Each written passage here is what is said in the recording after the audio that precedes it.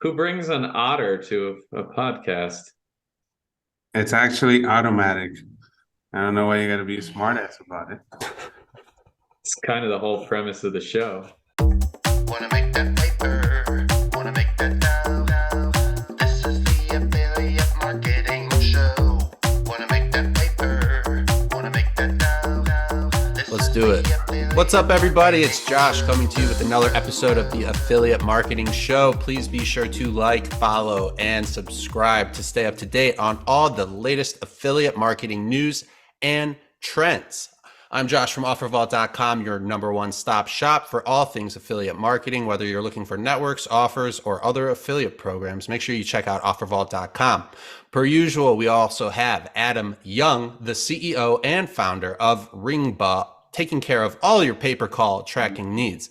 We also have future competing bodybuilder Harrison Gevirtz, who also does a side hustle of affiliate marketing.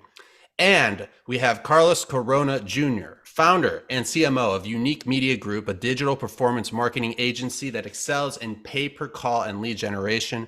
He was recently awarded the prestigious title of Super Affiliate of the Year at the Affy Awards and is known for his dedication to fostering creativity and mentoring new talent in the industry through his training programs at Unik Academy as well as paidpercalls.com. What is up, Carlos? How are we doing today?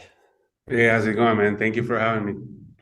You know, Carlos, I'm not feeling you matching my energy, all right? I just gave you like the dopest intro of all time. Where you at, It was pretty good. I was like, yo, what's up? Thank you. No, I appreciate it, man. I don't know how this show goes, so I'm here like following your lead, but thank you so much for that. It's all We're not good. we're not in a corporate boardroom. You can chill out, bro. Okay, cool. Sounds good. Let me kick back then. Did How you do this painting behind you, this self-portrait? No, actually, no. Marta did it, my wife. Oh, wow. I like it. It's nice. Nice little touch. Tell us about Super Affiliate of the Year. If you don't know, Darren Blatt is actually a friend of the show, also an uncle of mine by marriage, which many people don't know. Tell us about your experience at the Affy Awards. How did you get nominated for Super Affiliate of the Year, and what was that experience like? It was pretty dope. It was actually my first time there, and he hit me up and it's like, hey, congrats. We're going to give you this award, and then you just got to come and this and that. And then I was like, yeah, let's do it. And then it was my first time at the Affy. It was pretty cool, and I really appreciate it. Then I got to network with a whole bunch of people, which was like the highlight of the night. Actually, no, the highlight of the night was Method Man was performing, and he kept saying to the crowd, like that shit, spark that joint. And nobody was doing it. So like he kept saying it, and I can feel it. Like I was all the way in the back, and I can feel that he was getting frustrated. So I told my boy, like, yo, roll something up real quick. And then I went down to the crowd, push everybody through, and light up the joint and gave it to Method Man. I got my ass almost kicked out of there, but he started smoking. He started smoking.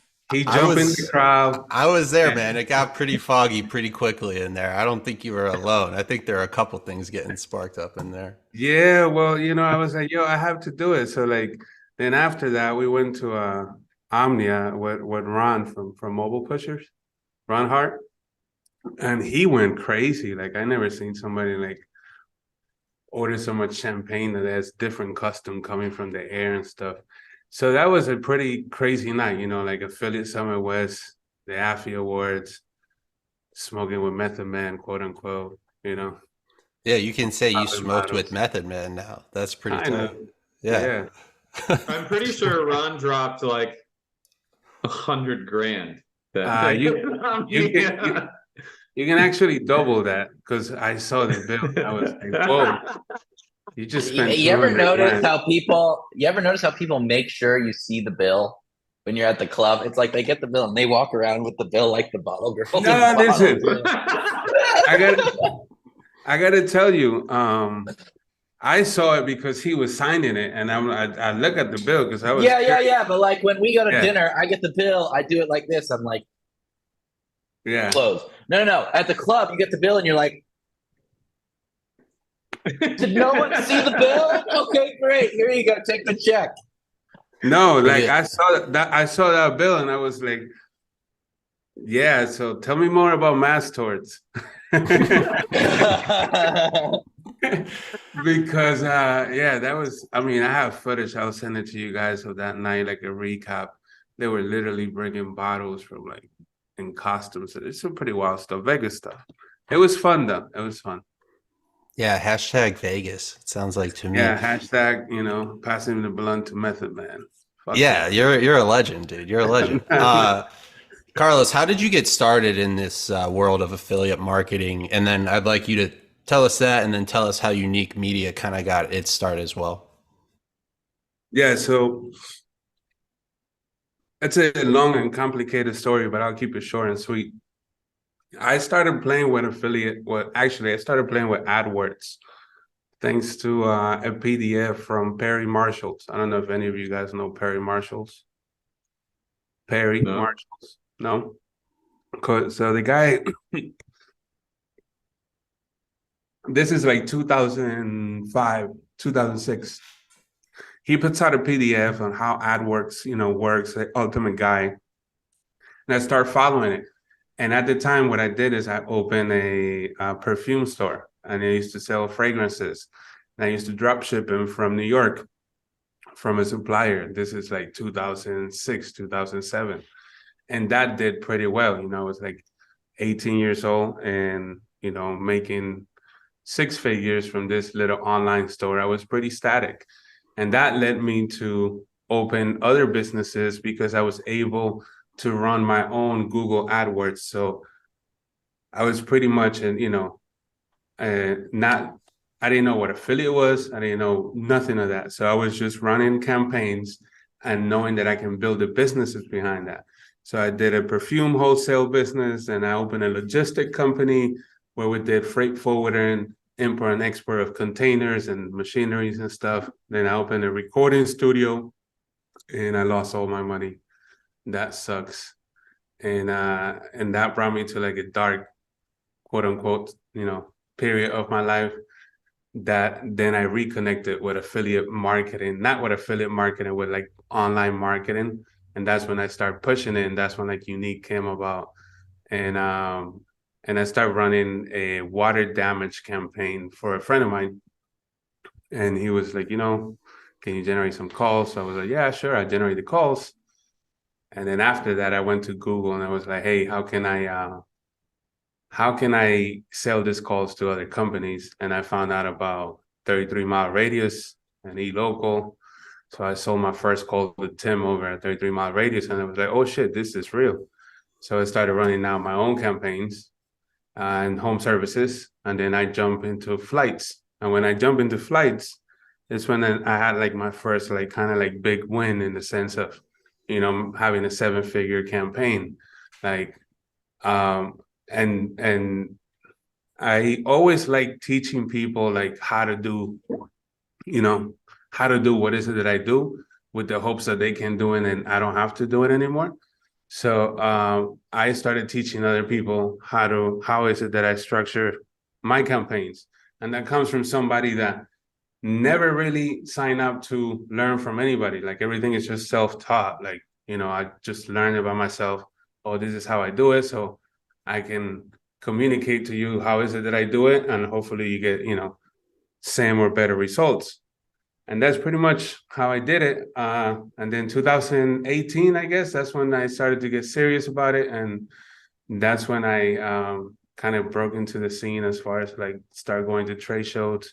I went to my first trade show, which was a Affiliate Summit East in New York. And right around that time, I get a call from Sean from Ringba. And I was using analytics call tracking. And I was like, I'm fine. This shit works. I connected with Twilio. Calls come in. They go to my buyers. Like, what else there is to it, And he goes, hey, man, just try it out. And I was like, okay, cool. And I was like, wow.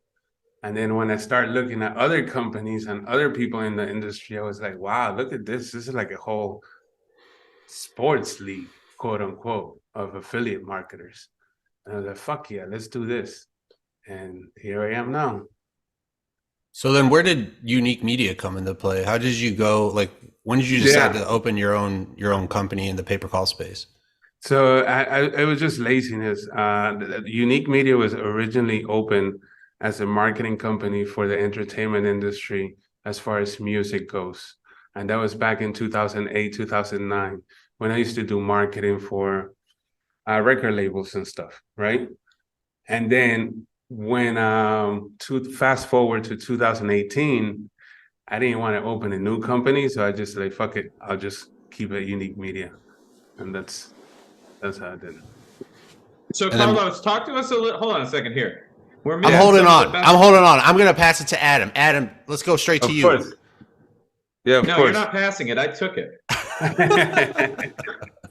You didn't pass shit. I took it. I do what I want. So listen, Carlos, Yeah. one of my favorite things about what you do is the Money Making Mondays and your inner circle stuff. And I've been on a lot of these calls, and they're awesome because people get together, they collaborate, and they share openly and transparently all sorts of awesome marketing advice and information. And so, let's talk about that a little bit. I would love to know, like, tell me about when you started doing that, and like kind of when you had the epiphany and realized how amazing it actually was. Yeah. So, funny story. I was always very shy being in front of a camera or, like anything like that. So the only way that I was going to get good at it, thank you, is if I force myself to be in front of the camera. So what I did is like, okay, Money Making Mondays. And how Money Making Mondays came about is because I had to invoice 33-mile radius every Monday. I have to send them the invoice for the previous week. So people hate Mondays. And I'm like, no, Mondays are good. Money Making Mondays. I'm sending the invoice to all my networks for the previous week. So then I was like, cool. And this show, here's what I want to do. At first, it wasn't really a show. It was just me showing training to kind of get people that don't know about pay-per-call to be like, this is pretty cool. Let me try it out. And then jump in. And in a way for me to be accountable, be consistent with it every Monday, sharing. And sometimes I overshare, but who cares, right? And nobody used to watch that. So like, like 2 people watching it, and I'm there with the energy, like I'm, in the ClickFunnels freaking stage or something like that, right? But I'm like, well, one day, people will find the value to it, and I kept doing it. And when I had the epiphany moment, Adam, was when I started going to shows, and people were like, "Yo, I watch your shit." I'm like, "You watch my shit?" Like. That's, okay, cool. Or people saying, yo, you said something in that and in a Money Making Monday, and bro, like you should see the results and blah blah blah blah blah. And I'm like, no way. So people that I look up to telling me that they watch my stuff, like you, Adam, and stuff like that. I'm like, wow, this is pretty cool. So I push myself every Monday to go there, and then I also do a Thursday, which is the inner circle, and that's what our core team as far as people that sign up for a program, and we jump on a Thursday call, and it's amazing what happens when you put people with similar skills in a Zoom call and they openly start sharing ideas. Yeah, it's really fucking amazing, actually. Yeah. Like, I was super surprised when I went to one of those inner circle calls for the first time. I wasn't sure what to expect. But what I found was amazing. And it was just that. It was like all these really smart, sharp marketers talking about their campaigns openly, which is very rare. And just that collaborative mindset, like everyone wants to get better and help each other. I thought it was really cool. I think what you created is pretty special. Thanks, man. I really appreciate it. Carlos, I also know how it feels. Hold on. I'm taking it back, Josh. You ain't passing it. I also know how it feels, Carlos, when you show up at a trade show and people are like, oh, what's your thing? I remember Affiliate Summit East. I'm coming up the escalator and there's a kid wearing a suit at the top of the escalator, and he's like, "Oh shit, you're Adam, bro! I watched your thing, and I wore the suit. You told me to wear the suit." Oh man. Always you wear a gotta suit, love guys. it. Always. You have to. Yeah, it happens. It definitely happens. And you know, this last trip, I had it like I had more of those interactions when we went to LeadsCon than any of the times before, right? Like, these opportunities come, and honestly, we just want to keep doing what we're doing and enable other people to come in and play the game. And obviously, there's going to be some great players and not so great players. So, but that's just like in everything in life, you know. Carlos, I follow you on Instagram at 305 Shark. Make sure you check out his page. It's dope. But I see a lot of your training programs on there. Post swag on, Josh. I like that. I like that. Yeah, I'm trying. I see a lot of your training on there. You talk about Unik Academy. You talk about paid per calls and how people can take the power back into their own hands. So I wanted to know, what makes a training program, like some of these in-person events you put on, a good one? What do you focus on delivering to these attendees that are there with you? Man, the best experience ever. And that includes a mixture of the people that are there and speakers, right? So let me break it down so you kind of like understand what it is that I'm trying to say. Like, when you put together a mastermind, I think that when you hear from different people how they solve the same problem or similar problem will give you the best perspective, right? So what I like to do is, when I do one of this event, is talk about obviously some of my winning campaigns and stuff, but allow some of the people in the crowd to also talk about points or subjects that relate to the crowd, right? And because you can have an agenda, but your crowd can be completely different, right? So that's what and then the networking side of it, and then having fun as far as, you know, enjoying doing things that you like doing, and that's really what we like to when we put together one of these events. Yeah. So what are some of the things that you enjoy doing, like some of the fun stuff that you do at these events? Sometimes, yeah, like dinner, or like, you know, go on a yacht or something like that, or, you know, with an open bar, usually helps out a lot. Yeah, give people a little loose chatting a bit. Yeah, they can eat and drink and enjoy views and music, you know. So in terms of the training, you're basically providing a platform for people to voice what they're having trouble with, and that kind of takes care of itself in terms of what you talk about, because you're literally saying, what can I help you with? And then everybody in the room, including you, is like, here's what I'm doing. And that's kind of what the mathematical equation to these are. Yeah. So with our training, when we initially put out our training, I initially put it out like I think it was like $997, right? And at the time, if you were brave enough to believe in yourself and myself and join my program, you will have access to my calendar, like Monday through Friday for a whole year. So 2018 and 19, I literally spend it like 40 hours a week, every week, like helping, you know, people how to do this shit, right? I'll take that deal. I know, right? That was back then. Where do I send the $997? I'm gonna call this fucker 3 times a week. Exactly. So that's what was happening back then. And I gotta tell you, it's either like a blessing or a curse, or however you want to put it. I don't know if that's the right analogy, but you gotta have a lot of patience, first of all, and two, it makes you better, because you're doing the same thing, repetitive, over and over and over and over and over again. So how fast can you set up a full, you know, pixel tracking through the browser and the server, and set up the campaign, and what structures, how it goes to what landing page, how are you tying all together to third-party software, how you're passing back information. If you're doing that in and out, every day, it's like Harrison at the gym twice a day, pom, pom, pom. Got him again. You guys are never gonna let me go. Okay. Hey, Carlos, what are you If talking you about? keep I see posting it, what do you expect? I see you posting, Carlos. You're posting your own workout videos. You I can't do. talk I feel like shit. Yeah. Listen, I do, but I'm working out like light.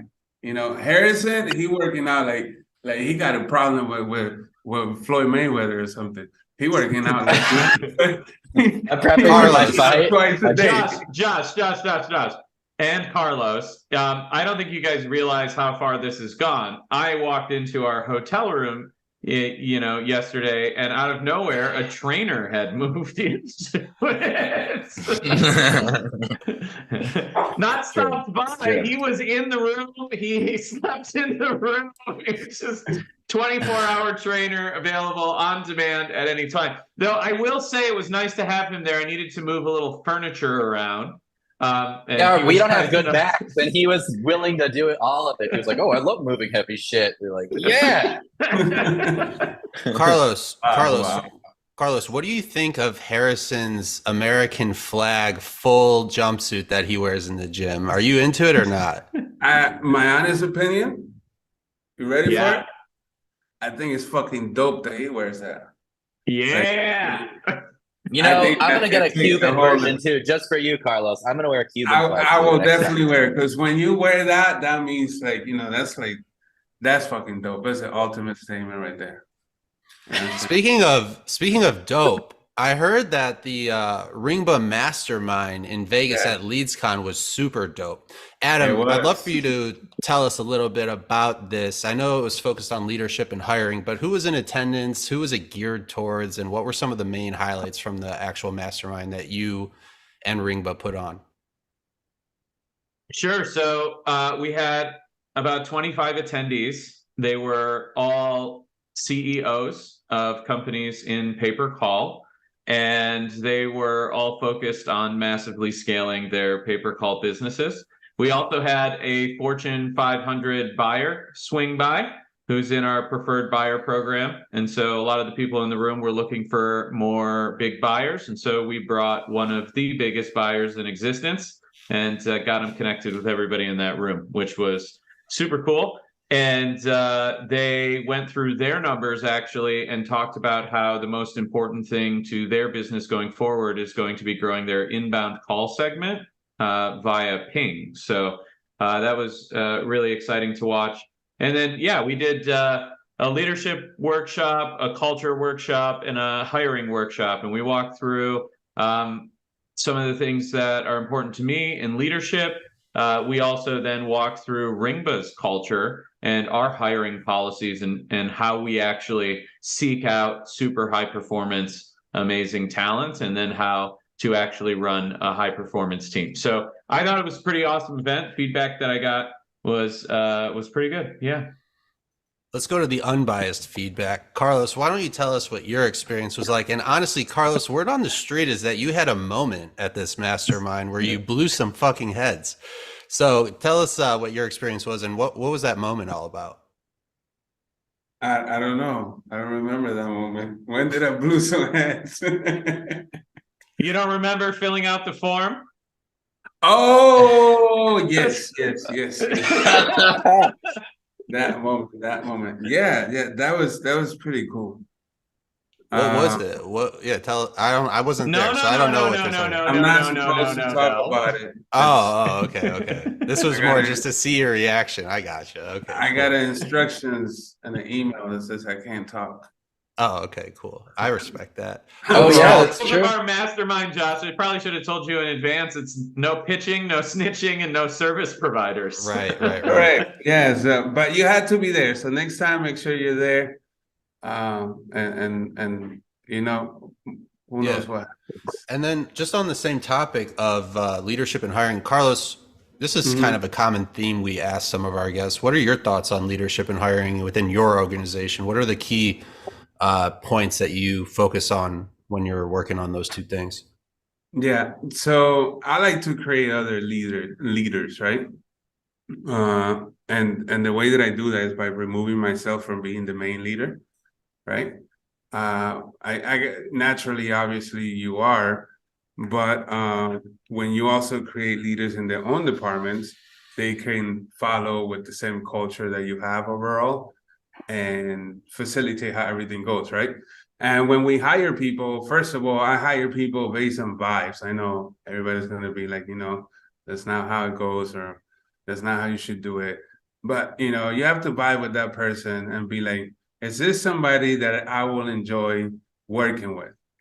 If the answer is yes or no, then we can move on to other things, like questionnaires and questions that you ask and interview process and all of that good stuff. But I only want to work with people that I enjoy working with, right? So that's kind of like my thoughts on that. Harrison, I want you to tell us a little bit about LeadsCon in Vegas this past week. Sure. Who were some of the companies that were in attendance, and how does LeadsCon compare? You know, I wasn't done with my remembering- two-part question, actually. How does LeadsCon compare to the other trade shows in the industry? Sure. So firstly, I will say it's really hard, but I do remember that Ringba was exhibiting. But I'm just drawing They a were blank on definitely other- there.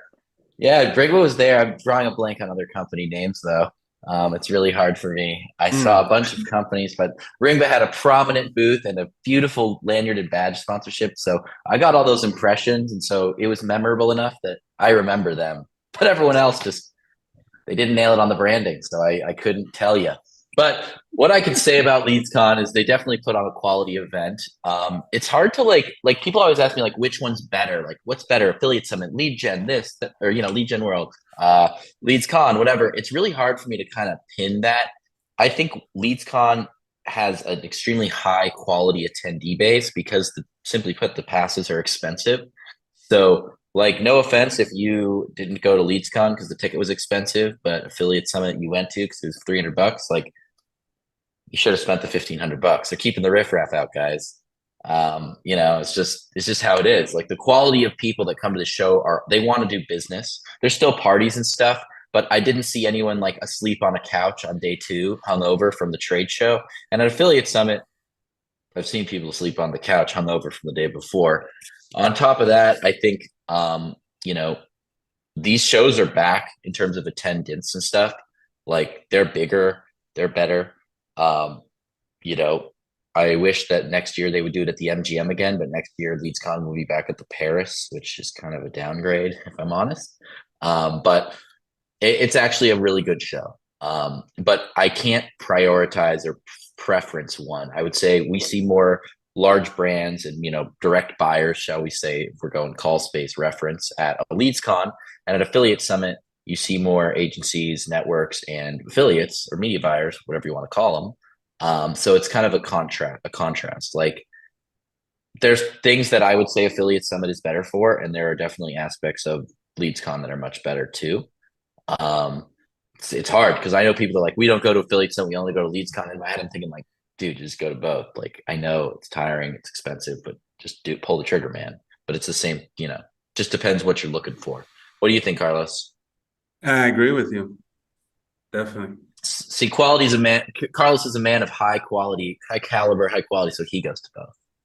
Carlos, what are you looking for at these shows? Are you looking to do pay-per-call business, or are you looking for affiliates that need training? Is it a little bit of everything? Usually we already go with like our pre-meeting setups for like people that we want to do business with. And then aside from that, it's like the network side of things, right? Just meeting people. I have a very low standard when it comes to shows, in the sense that I'm just looking for one thing to happen, whether it's that one buyer or that one publisher or that one contact, right? That's the ultimate goal. Then everything on top of that, that's bonus. Adam, Harrison was talking about. Mindset to have. I agree. Harrison was talking about Ringba's branding. I know you guys did some sponsorships on networking events and happy hours. Can you tell us a little bit about that and what the? I there- don't think he could tell you much. We didn't go, but people on our team did. Oh yeah. All right. So what did you hear about your own event that you didn't attend? How was that? Well, I heard that our events were fantastic.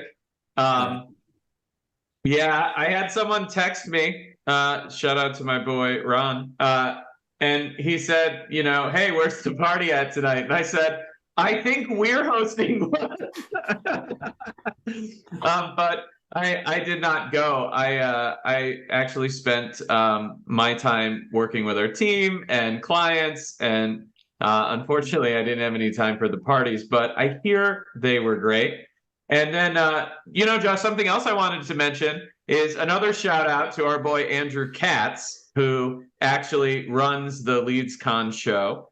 He's awesome. Got to see him there at LeadsCon. And he actually let us know that and announced at this show that there's now going to be a LeadsCon East. And so there used to be a LeadsCon East. It was called Connect to Convert, and it was in Boston, but they stopped doing that for a while. And they're now bringing back LeadsCon East. It's called LeadsCon Connect. And I think it's September, correct me if I'm wrong, but it will be in Chicago. So interesting city, definitely some great food. But I'm excited to see LeadsCon bring back LeadsCon East because they put on a good show. And as Harrison said, the quality is generally exceptional. So I'm very excited to see what this new show is about. And of course, Ringba is sponsoring it. I feel like it should be... Whoa. Hold on. That? This just in. Harrison Gevirtz went to a club in Vegas. Harrison Gevirtz went to a club in Vegas. Harrison, we're going to go right to you now. Can you please tell us a little bit about your club experience? I know this is a rare occurrence for you. What the hell? You went to a club in Vegas? Hold on, I gotta catch my fucking breath. I did go to a club in Vegas. That was pretty amazing, Josh. Adam can tell you, in order to do that, I had to meditate for about 30 minutes on a chair, drink coffee at 11:30 at night. I had to wash my face with cold water. That was incredible. Yes, I've been invited. Every time I've been in Vegas, the last 4 to 6 times by our friend Brandon Dowski, and the last time I was in Vegas, I promised him that I would make an appearance. Friend of the show, Brandon Dowski. I did, and I prefer the hotel room. I had a good time. It was nice. Thank you, Brandon, for having me. I did fuck up one thing though. About 20 minutes before I left, we're in the room. It was me, Adam, Ringba employee Chad, and our friend Ben. And Ben said, "You should probably get some earplugs." And I said, "I wish I had some earplugs." And Chad didn't hear it, but he had earplugs. And I think I finally got my hearing back today. Yeah, Literally I just today. lost mine from this fire alarm.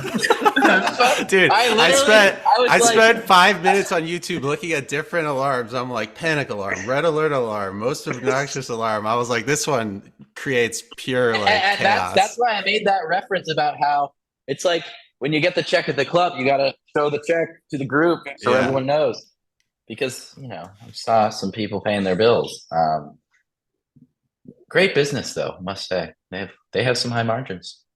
What is an affiliate marketing show without any very important marketing related topics, right? And serious and very, very serious. On the topic of March Madness that just started this week, just yesterday, Twisted Tea, the adult beverage, drops Vasectomy Underwear for March Madness. Now, I don't know if you guys know this, but I've heard about it. A lot of guys time their vasectomies around the March Madness tournament because it's an excuse to sit on their couch and watch basketball all day, every day. So Twisted Tea, being the geniuses that they are, went for like the gag marketing ploy where they created these boxers with 2 pockets for 2 12-ounce tall boys that slide right into the front that sit on the male genitalia area that might be a little sore. Now, my question to you guys, and I'm going to go straight to Adam because I know he probably definitely wants to talk about this, is Adam, what are your thoughts on this kind of gag marketing? Does it work? Is it more just like a joke, or do you think they're actually trying to accomplish anything, or is it really just a branding ploy? Like, we don't really give a fuck what you think. We just think this is hilarious and we want to be in the news. Yeah, it's exactly that. I mean, it doesn't really matter if you're going to do something like this, whether it's real or fake or whatever. The more ridiculous it is, the better off you're going to be. Though I would say, and I'd like to hear from our resident bodybuilder, if their design is Wait, are you actually gonna work. talking about Harrison or Carlos? Who are you talking about? I'm not sure. Which one. Harrison. Oh, okay. Harrison. Okay. Yeah, exactly. Because when they put the T down the front of the crotch, I don't think it's actually going to ice the balls. The balls are underneath. First and foremost, I truly hope my family isn't watching this because they don't have any clue about it. I didn't say anything. What are you talking about, Harrison? I would say that design. I'm looking at the picture here, and for you to get optimal ice coverage, it looks like it's just gonna ice not the testes, and that's what needs to be iced from me Googling. Right. Asking for a friend. Now, going to a more important topic, Buffalo Wild Wings is getting sued over boneless wings for false and deceptive marketing. See how it ties in here? False and deceptive marketing. A man claims that their boneless wings are not from the wing at all. They're just little cubes of chicken breast. Now, how does something like this hold up in court, Carlos? Do you think he's going to actually walk away with anything? Is he just like, I have so much money, I don't care, I just want to be a dick? I think that's dumb. He's a dumbass. Thank you, Carlos, for your expert opinion there. Let's go to Harrison. Harrison, what do you think about this boneless wing fiasco? Well, I'm trying to read. Are you He's gonna actually guess. trying to figure out the merits of the boneless wing false and Yes, deceptive marketing so- claims? As a professional eater, I would say that technically speaking, I believe boneless wings are technically pretty close to chicken nuggies. So I kind of feel where he's at. But it's boneless white meat chicken. Isn't that more expensive than the wings? Like, isn't it a better product than they're advertising? But tell me, do you know any birds that have wings without bones? Here's a better question. Is this false and deceptive marketing, Adam? Is this false? Adam, just answer my question. Hold on. This is like, we're doing a little bit of a mock trial here. Are there any birds without bones in their wings? Am I allowed to use Google? Feel free. Chat GPT, whatever the fuck you want. Wait, for real though. Is this false and deceptive marketing? Wait. No, it's not. It's not. Definitely not. I will tell you this. What do they expect to pull out the look at you bone? wrong. I can look at you in the wrong way and you can sue me. So he will sue. No, they all have bones in their wings. The only differentiation is whether or not they have hollow bones or not. And so I unfortunately have to technically- side with the plaintiff. it's technically false. I think we're going to have to get David Attenborough on the show. I'm looking at a picture of their Get your own marketing, legal and counsel. I'm not a lawyer. there's no disclaimer. There's no disclaimer. So if they, for example, put a disclaimer in the bottom that said boneless wings are actually not wings, I would say they're in the clear. But here's what's going to happen. They're going to get this guy. They're like 83 lawyers are going to call him and be like, Mr. Halim, that's his name. I'm reading the article. We understand your case. We think this is ridiculous. We are here to fatten people up and make them smile by eating wings. You are wrong. Our wings are wings, and we will give you free chicken wings for life and $1,200. And he's gonna go, can you make it $2,500? And they're gonna go, done. Where do we send the check? And this lawsuit will fall away into the depth of being forgotten about. What do you think, Adam? Am I pretty almost anything for $2,500? It's like if I go to McDonald's and it says hot coffee and then I purposely spill it on myself and then sue them for burning myself, even though it says hot fucking coffee, they still will probably send me a check because this is the beautiful country we live in, guys. This is the Affiliate Marketing Show. We talk about all the latest marketing tips and trends just like this. Make sure you tune in next week as we have another episode and a great guest. Carlos, before we let you go here, I just want to pass the microphone back over to you. Anything else you want to tell our viewers about Unik Media, paidpercalls.com, any training programs or events you got coming up? Now's your time to do it. Yeah, so we are planning on doing another mastermind sometime in the summer. And then at the end of the year, we're going to do a mastermind at the Affy Expo in LA. I'm not sure of the dates, but that's going to be with Darren to coordinate that, where we want to talk about the latest and what's working and what's not working in pay-per-call, and how to improve it and why not. More of the technical stuff in and out than anything else.